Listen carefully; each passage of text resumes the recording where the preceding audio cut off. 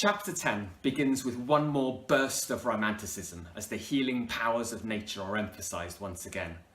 If you ever find yourself in a position where you've reconstructed a body from various corpses, regretted it, and then realised you're responsible for your brother's murder and the execution of a family friend, there's an easy answer.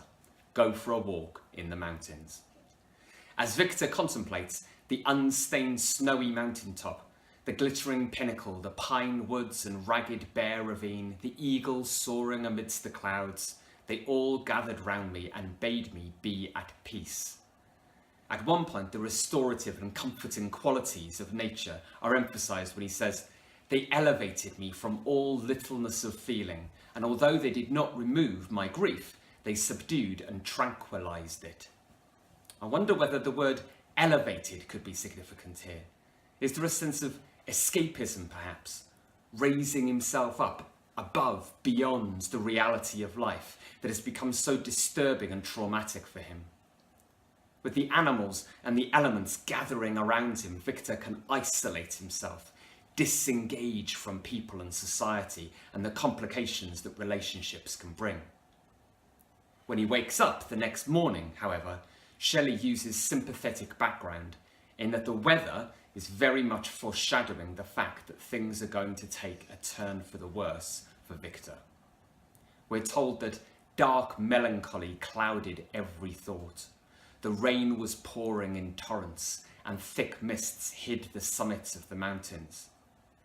It's no surprise when we're told that he suddenly beheld the figure of a man at some distance, advancing with superhuman speed.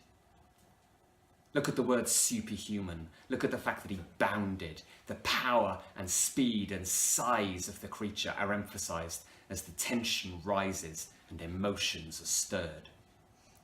Whenever emotions are stirred up in Frankenstein, of course, we can expect an abundance of abstract nouns, and we certainly get them here. Whether they're being used to describe the expression on the monster's face, anguish combined with disdain and malignity, or Victor's response to the sight of him, rage and horror, furious detestation and contempt.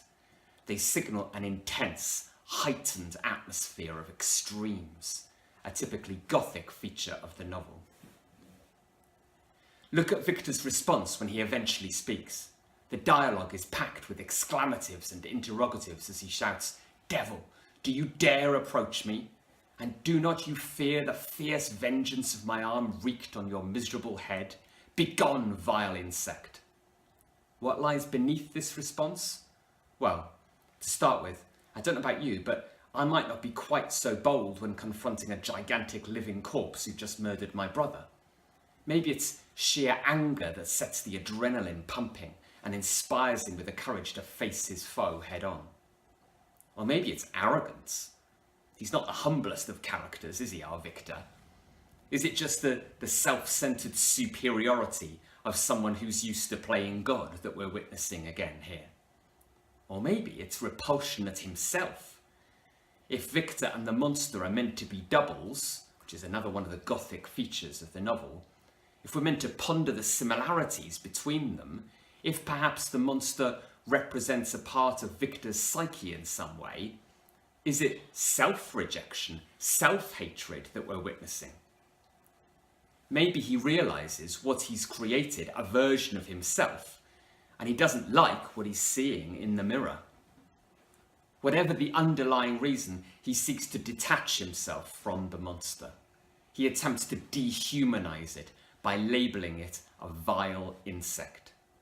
You could comment on the negative pre-modifying adjective vile here and the imperative commanding verb begone. It's all just too disturbing for Victor to cope with. When the monster speaks, everything starts to change though, of course. Up until now, we've heard it all from Victor. Our narrative perspective has been skewed to present us with a vile, diabolical, murdering beast. When we actually get to hear him though, we realise he's actually pretty articulate as monsters go.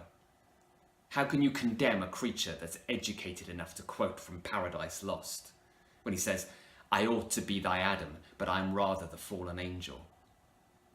He's certainly not an ignorant brute, and when he pleads time and time again to Victor to listen to his tale, Victor eventually does. I was partly urged by curiosity, he says, and compassion confirmed my resolution. If even Victor can start to feel some sympathy, then surely we too can as readers. It's Shelley's first step towards radically shifting the way we see the creature. No longer a villain, but a victim. No longer a vile insect, but an eloquent human being, worthy of our attention.